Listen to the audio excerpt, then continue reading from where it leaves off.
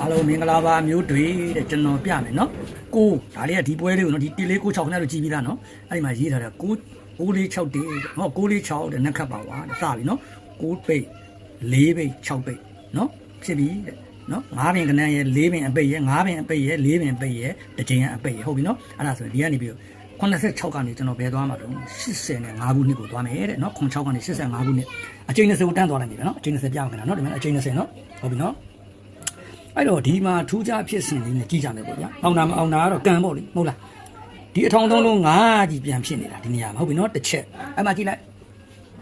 ဒီအထောင်သုံးလုံးငါးလေးနော်ဒီအထောင်သုံးလုံးငါးလေးဟုတ်ပြီနော်ကျွန်တော်တို့စကြည့်ကြမယ်အဲ့မှာဒီအထောင်သုံးလုံးငါးလို့ဖြစ်ခဲ့တာ9 1 9 9လို့ဖြစ်ပြီးဒီ4လို့ဖြစ်ခဲ့တာ4နဲ့5နဲ့ပေါင်းတဲ့9အဲ့ဒီ9ကြောင့်4ထိပ်4ခါ3ပိတ်5ထိပ်ကိုဒီသုံးလုံး6သလားဒီသုံးလုံးပေါင်းခဲ့တဲ့6ဒါမှမဟုတ်သူ့4ရဲ့ပါဝါ6လားလို့စဉ်းစားမယ်နော်ဟုတ်ပြီအမျိုးတွေအဲ့ဒါဆိုရင်ကက်ကရှင်းရှင်းလေးပဲနော်အဲ့လိုဖြစ်ပြီတဲ့အဲ့ရနေပြီးတပင်2ပင်3ပင်ဆင်းလာတဲ့ဒီ9ရဲ့ဒီခွန်ရဲ့9ဟောပါဦး sorry ဒီ8ရဲ့ဒီခွန်ရဲ့9ဒီ1ရဲ့ဒီ4ရဲ့9ပေါင်းချင်းလားတူနေရမယ်နော်အဲ့လိုတူတဲ့ပင်မှာတပင်2ပင်3ပင်လိုက်ကွာ9စော့သလားလို့စဉ်းစားပြီနော်9တုံညာနဲ့ကွာ9ဆိုတော့ကျွန်တော်တို့က9ထိပ်ရပြီเนาะတုံညာအပိတ်ရပြီအဲ့ဒါဆိုရင်နှစ်ထိပ်ရနှစ်ပိတ်ရနှစ်ခါရဒီသုံးလုံး6တီးတဲ့တပင်2ပင်3ပင်ဆင်းလိုက်သူ9ဖြစ်ခဲ့တဲ့အပင်က8ခွန်เนาะ4ဒီဗရိတ်6ဖြစ်ခဲ့တဲ့အတွက်အဲ့ဒီ6ရဲ့နှစ်ခါနှစ်ထိပ်နှစ်ခါနှစ်ပိတ်တဲ့နှစ်ခါ6ဖြစ်သလားလို့ကျွန်တော်ရေးတယ်เนาะဒီမှာ6ဗရိတ်ရဲ့နှစ်ခါဒီမှာ6လို့ရေးထားတယ်ဟုတ်ပြီเนาะရှင်းရှင်းလေးပဲเนาะဟုတ်ပြီအဲ့ဒါကျွန်တော်တို့ဒုတိယဖိုင်သွားမယ်ဒုတိယဖိုင်က90နဲ့3ခုနှစ်မှာเนาะတစ်ချိန်မှာ6ပိတ်4ချိန်မှာ1ပိတ်5ချိန်မှာ9ပိတ်တဲ့เนาะ6 1 9လို့ဖြစ်သွားပြီเนาะအဲ့ဒါ6 1 9ရေးလိုက်အဲ့ကနေ93ကနေဘယ်ကိုသွားမလဲဆို2002ကိုသွားမယ်เนาะအချိန်20ပဲတန်းစင်မကြားတွေမပြတော့ဘူးเนาะဟုတ်ပြီဒီချိန်ရောက်ပြီဆိုတော့ဒီမှာ3လုံး5 1 3ညာ4 5ဒီမှာ4ပိတ်အဲ့ဒါဆိုရင်ဒီနှလုံးပေါင်းခဲ့တဲ့9ကြောင်3ညာ5 4နဲ့9သလားဒီ4ပိတ်ကြောင်5 3ညာ5 4နဲ့9သလားစဉ်းစားပြီเนาะအမျိုးတွေအဲ့ဒါဆိုရင်ဟုတ်ပြီ၄ထိပ်ရသွားပြီတပင်2ပင်3ပင်ဆင်းလိုက်9နဲ့9နဲ့ပေါင်းခဲ့တဲ့နှစ်6နဲ့6ခဲ့တဲ့เนาะ6နဲ့6နဲ့ပေါင်းခဲ့တဲ့နှစ်ဒါကတည်းမှားမှာသွားတယ်တပင်2ပင်3ပင်၄ထိပ်ရှိလို့10ပိတ်နဲ့ဂွားနှစ်သလားဟိုမှာဂွား9တာเนาะသူပေါင်းချင်းကြောင်ဟုတ်ပြီအဲ့ဒါဆိုရင်6 9 1ဒီတဲ့အားလုံးပေါင်းချင်း6ဒီခုနကတော့နှစ်လို့ဖြစ်ခဲ့တဲ့ပြင်6ခွန်6ဆိုတဲ့ဗရိတ်9ဒီ9ရဲ့နှစ်ခတ်ဒီ3လုံး6သလားတူရင်လူရှင်းအပြတ်ပဲကနန်းတစ်ပေါက်ထွက်တာပဲเนาะအဲ့တော့ဒီ3လုံး9ဒီဒီ9နဲ့ဒီ4နဲ့ပေါင်းခဲ့တဲ့9ဒီ4ရဲ့ပါဝါ9ဟုတ်ပြီเนาะအဲ့ဒါဆိုရင်ဒီ3လုံး6ဒီဒီ9ရဲ့နှစ်ခတ်ဒီ3လုံး6ဒီနှလုံးနှစ်ဒီနှလုံးနှစ်ဒီ4နဲ့8နဲ့9နှစ်ဟုတ်ပြီเนาะမျိုးတွေအဲ့ဒါဆိုရင်ကျွန်တော်တို့ဘယ်လိုသွားမလဲလက်ရှိကတ်ကိုသွားပြီဖွင့်တဲ့ကတ်ကိုရောက်ပြီเนาะ2016အချိန်ရောကြည့်တာเนาะ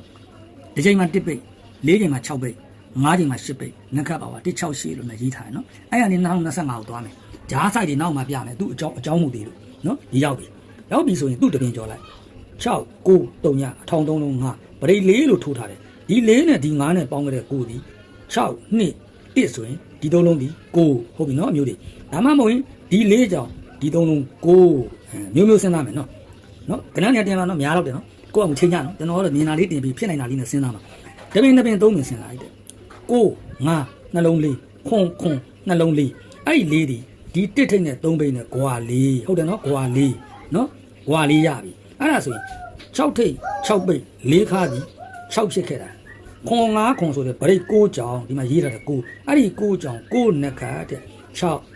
4ဒီ6သလားဒီ6ဒီ9နှစ်ခါဒီ4ဒီဂွာလေးဒီ4နဲ့ဒီ9နဲ့ပေါင်းခဲ့တဲ့9ဒီ9 4ရဲ့ပါဝါ9ဟုတ်ပြီနော်